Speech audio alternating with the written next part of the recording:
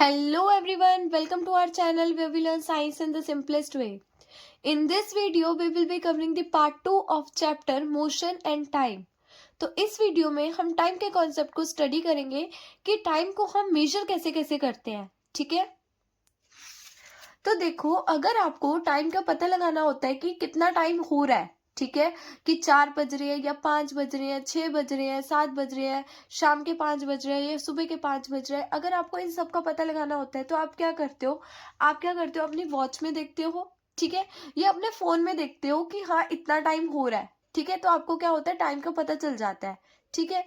लेकिन जो पहले के लोग थे, मतलब जो हमारे एंसेस्टर्स थे, यानी कि जो हमारे पूर्वज थे, उनको कैसे पता चलता होगा कि कितना टाइम हो रहा है? ना तो उनके पास क्या थी, वॉच थी, ना तो उनके पास फोन था, ठीक है। तो वो कैसे पता लगाते थे कि एक दिन बीत गया या एक साल बीत गया, ठीक है, या एक महीना बीत गया, ठीक है, कि कितना टाइम हो रहा है, कितना टाइम नहीं हो रहा, वो इन सब चीजों का पता कैसे लगाते थे फिर, ठीक है। अब हम वही देखते हैं, ठीक है। तो वो क्या करते थे, based on event which repeat themself after the fix interval of time. तो वो क्या करते थे ना, वो कुछ इवेंट्स को क्या करते थे, ऑब्जर्व करते थे, जो कि एक फिक्स इंटरवल ऑफ टाइम के बाद हो रही होती थी, ठीक है।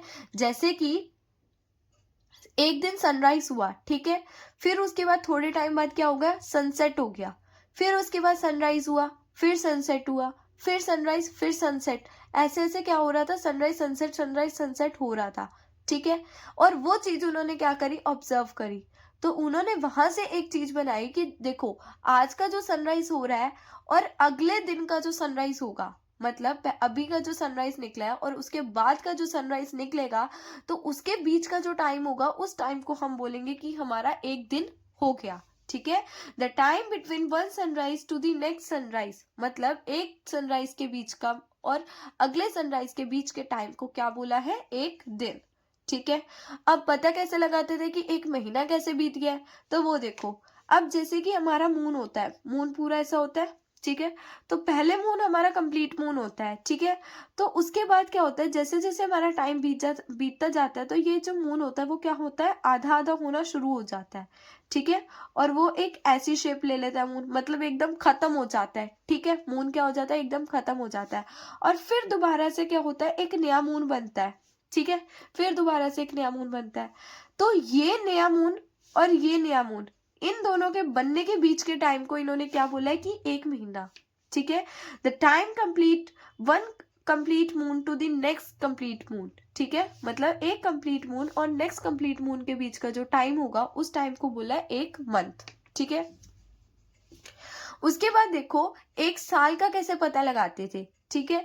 एक साल का देखो कैसे पता लगाएंगे। अब जैसे हमारा जो अर्थ है, ठीक है, अर्थ क्या करता है, सन के आसपास क्या करता है, रिवॉल्व करता है ना, रिवॉल्व करता है। अर्थ जो होता है वो सन के आसपास घूमता है, ठीक है। तो जब जो अर्थ होगा वो पूरा एक कंप्लीट चक्कर लगा लेगा अर्थ का, तो उसको हम बोलेंगे 1 ईयर।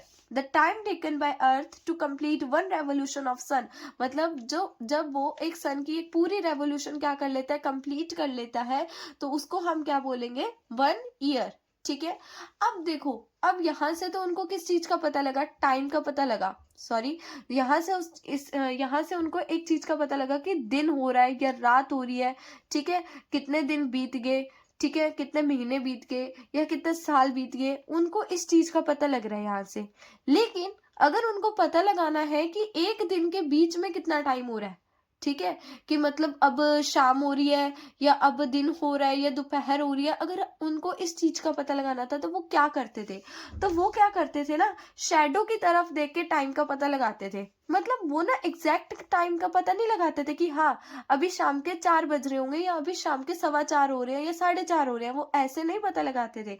वो क्या करते थे, पूरे दिन का या तो आधे दिन का पता लगाते थे कि हाँ अब आधा दिन बीत गया, आधा दिन रह गया, या दिन का 1/3, ठीक है, ये दिन का 1/4, वो ऐसे पता लगाते थे, ठीक है। मतलब वो एग्जैक्ट टाइम को पता नहीं लगाते थे, ठीक है। तो वो दिन में कैसे टाइम का पता लगाते थे, उसकी शेडो देख के, ठीक है, अपनी अपनी शेडो देख के वो क्या करते थे, टाइम का पता लगाते थे वो दिन में। तो अब हम देखते हैं कि उन्होंने ऐसे कौन कौन से इंस्ट्रूमेंट बनाए थे जिससे वो क्या कर सकते थे, टाइम का पता लगा सकते थे, ठीक है। तो जैसे पहला है सनडियल। सनडियल का मतलब यहाँ पे क्या होता था, वो सन की हेल्प से क्या करते थे, इस टाइम का पता लगा लेते थे। ठीक है। दूसरा आता है सैंड क्लॉक। सैंड क्लॉक ना कुछ ऐसे दिखती है, ठीक है, जिसका स्ट्रक्चर आपने देखा भी होगा। इसमें क्या होता है, इसमें ना वो मिट्टी को भर देते थे, ठीक है, और ये जो मिट्टी होती थी ये अपर पार्ट से लोअर पार्ट में क्या करती थी, गिरती रहती थी। ठीक है। अपर पार्ट से लोअर पार्ट में क्या करती रहती थी, मिट्टी गिरती रहती थी। तो जब पूरी की पूरी मिट्टी अपर पार्ट से लोअर पार्ट में आ जाती थी तो वो क्या बोलते थे कि वो कितने घंटे हो गए, 1 घंटा हो गया, 1 आवर। इससे उन्होंने डिसाइड कर लिया था कि हमारा 1 घंटा तब बीतेगा जब ये जो मिट्टी होगी पूरी की पूरी इस नीचे वाले पार्ट में आ जाएगी। ठीक है। तीसरा देखो वाटर क्लॉक। वाटर क्लॉक में उन्होंने क्या करा, एक बर्तन लिया, जिस बर्तन में उन्होंने क्या फिल कर दिया, जिस बर्तन में उन्होंने पानी को फिल कर दिया। ठीक है। अब उस बर्तन में उन्होंने एक दूसरा बर्तन रखा जो कि काफी ज्यादा क्या होता है, हल्का होता है। ठीक है। उसमें क्या कर देते हैं, वो होल कर देते हैं। ठीक है। अब ये होल के थ्रू सारा का सारा जो पानी होगा वो किस में चला जाएगा, दूसरे वाले बर्तन में। और जो दूसरे वाला बर्तन होगा अब क्या हो जाएगा, भारी हो जाएगा, है ना। जब कोई भी हल्की चीज में कुछ पानी डालते हैं तो वो क्या हो जाती है, भारी हो जाती है। ठीक है। तो ये भी क्या हो जाता है, भारी हो गया। अब भारी हो गया तो ये क्या होगा, नीचे नीचे आएगा। ठीक है। तो इस वाले टाइम पीरियड को भी उन्होंने क्या कर दिया, फिक्स कर दिया। ठीक है, कि ये कितने टाइम में यहाँ पे आ रहा है। ठीक है। तो ऐसे ही वो लोग क्या करते थे, एक टाइम को फिक्स कर देते थे इन तीनों चीजों की हेल्प से। अब देखो, अगर हमें शॉर्टर इंटरवल ऑफ टाइम निकालना है, ठीक है, कि मतलब जैसे 3 बज रहे हैं या 4 बज रहे हैं, 5 बज रहे हैं, अगर ऐसे टाइम को निकालना था तो हमारे पास ऐसे कौन से डिवाइसेस हैं जिससे हम पता लगाते हैं। तो हमारे पास सबसे पहले है वॉचेस, ठीक है, घड़ियां, क्लॉक्स है हमारे पास, और डिजिटल वॉचेस है। डिजिटल जो वॉचेस है ना, ये एक्यूरेट टाइम बताती है एकदम। ठीक है। अब ये जो तीनों है ना, ये तीनों एक ही मोशन को यूज करती हैं, that is periodic motion. Periodic motion हमने प्रीवियस वीडियो में पढ़ा था कि पीरियोडिक मोशन क्या होता है, जब कोई भी मोशन एक रिपीट होता रहता है ना। जब कोई भी मोशन क्या होता है, रहता है अपनी जगह पे ही रिपीट होता रहता है बार बार, उसी को हम क्या बोल रहे थे, पीरियोडिक मोशन बोल रहे थे। तो ये जो वॉचेस, क्लॉक, डिजिटल वॉचेस है, वो एक ही प्रिंसिपल पे काम करती थी, पीरियोडिक मोशन पे। ठीक है। इसका सबसे बेस्ट एग्जांपल है सिंपल पेंडुलम, जो कि हमने प्रीवियस वीडियो में समझ लिया था पीरियोडिक मोशन के अंदर, है ना। अब उसके बाद देखो ऑस्किलेशंस क्या होती हैं। ठीक है। ऑस्किलेशन क्या होता है, अब देखो क्या होता है, ऑस्किलेशन का मतलब आपके पास एक पेंडुलम है। ठीक है। पेंडुलम में एक बॉब है।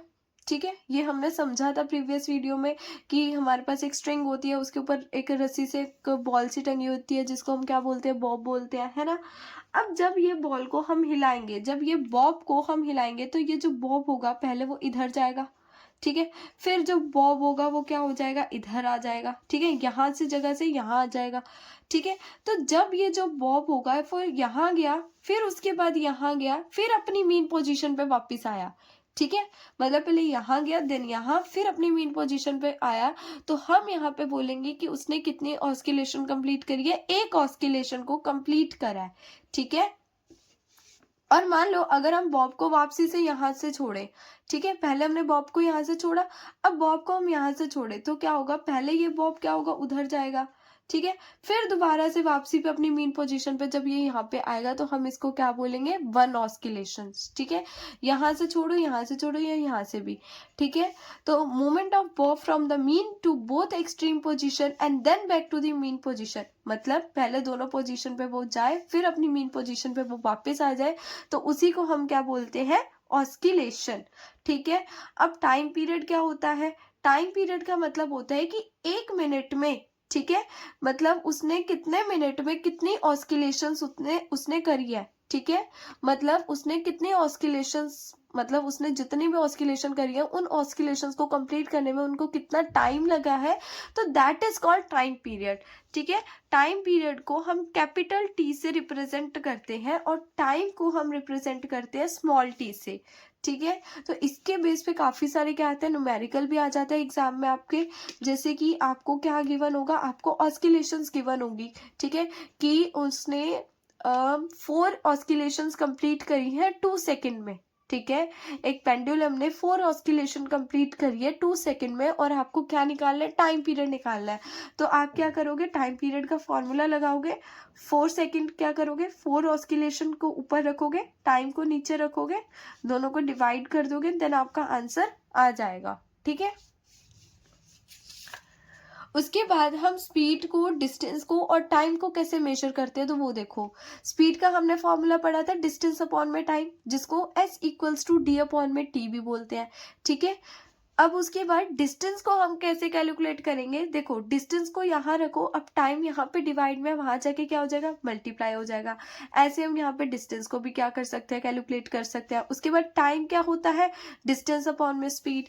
ठीक है, अब देखो ओडोमीटर जो होता है, ठीक है, ओडोमीटर एक ऐसा डिवाइस होता है जिससे हम किसको कैलकुलेट करते हैं, डिस्टेंस को। और स्पीड को कैलकुलेट करने के लिए कौन सा इंस्ट्रूमेंट होता है हमारे पास, स्पीडोमीटर। ठीक है, वो जो हमारी कार में ऐसे करके लगा वो होता है ना, उसको हम क्या बोलते हैं, स्पीडोमीटर बोलते हैं, जो कि हमने प्रीवियस वीडियो में देखा था। ठीक है, अब उसके बाद ग्राफिकल रिप्रेजेंटेशन कैसे होती है, तो देखो कोई भी मोशन को ना हम किसी ग्राफ से रिप्रेजेंट कर सकते हैं। ठीक है, जैसे हम उसको बार ग्राफ से रिप्रेजेंट कर सकते हैं, किससे रिप्रेजेंट कर सकते हैं, बार ग्राफ से रिप्रेजेंट कर सकते हैं, उसको पाई चार्ट से रिप्रेजेंट कर सकते हैं। ठीक है, और उसको लीनियर चार्ट से भी क्या कर सकते हो आप, लीनियर ग्राफ से भी क्या कर सकते हो आप, रिप्रेजेंट कर सकते हो। ठीक है, और इस चैप्टर में आपको ना बार ग्राफ का काम है, ना पाई चार्ट का काम है, ओनली एंड ओनली आपको लीनियर ग्राफ का ही क्या है, काम है। ठीक है, जैसे कि इसका एक एग्जांपल देखो, और ये जो लीनियर ग्राफ है ना, वो बनता किसमें, डिस्टेंस और टाइम के बीच में बनता है। ठीक है, जैसे कि इसका एक एग्जांपल देखो, एग्जांपल है टाइम 0, 1, 2, 3, मतलब 0 मिनट में इतना डिस्टेंस कवर हो रहा है, 1 मिनट में इतना डिस्टेंस कवर हो रहा है, 2 मिनट्स में इतना डिस्टेंस कवर हो रहा है। तो यहाँ पे क्या करो, आप डिस्टेंस को लिख देना, और इस साइड क्या लिख देना, आप टाइम को लिख देना।